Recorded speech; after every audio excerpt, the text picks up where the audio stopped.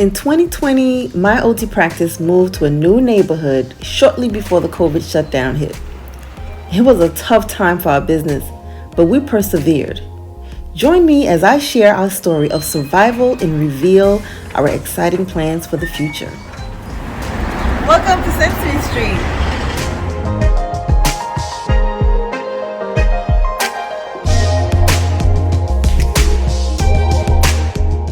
My name is Dr. Beatrice Hector, and I'm an occupational therapist. Century Street is a pediatric occupational therapy practice that services children 0 to 18 years old. And we help children be independent in what they do every day, whether it's playing, socialization, school, and being an active participant in their community. Century Street began in 2011. That's when we started services. And it was a dream. I planned it out and just made it happen. Century Street offers clinical and non-clinical services. The clinical services is occupational therapy. We do evaluations, screenings, consultations. And the non-clinical services is handwriting classes, open sensory gym, which is made available to the community.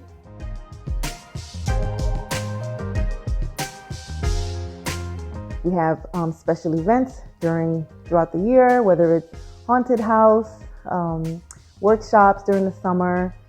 And we try our best to reach out to programs, whether it's preschools or regular school-age programs. COVID-19 hit us really hard. Prior to the shutdown, we just moved from Flatbush, Prospect Lefferts Gardens, to Bed-Stuy, which is a totally new community. And I was excited to, get to know the people in the community and let them know what we provide. Then 23 days later, we had to shut down. It really caused a huge disrupt because we had to provide virtual services and figure out how to provide the best quality service virtually. Unfortunately, the staff, they couldn't be present. Everyone was working from home, and thankfully, because during the moving process, we were able to basically go electronic.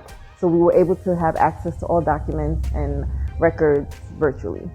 As a mother, and also a graduate student at the time, it was very difficult to get through the whole pandemic.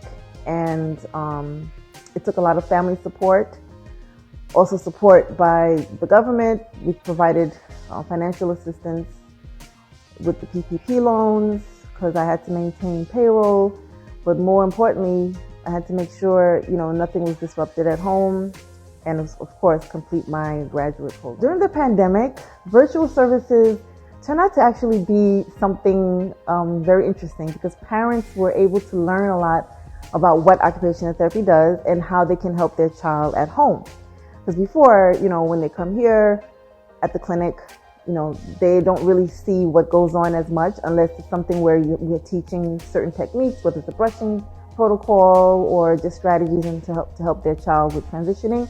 But during the virtual sessions, parents were present.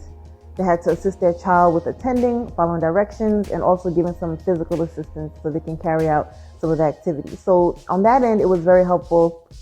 But of course, not everyone has access to, the computers, and they're not savvy with knowing how to use those type of systems. So on that end, it was challenging for some families. The future is looking really great. Because now that I'm done with school, I'm Dr. V now. I'm leaning towards, providing a lot of consultation services, and I want to recruit more therapists because it's an excellent environment for entry-level therapists as well as therapists that's experienced because everything you need is here.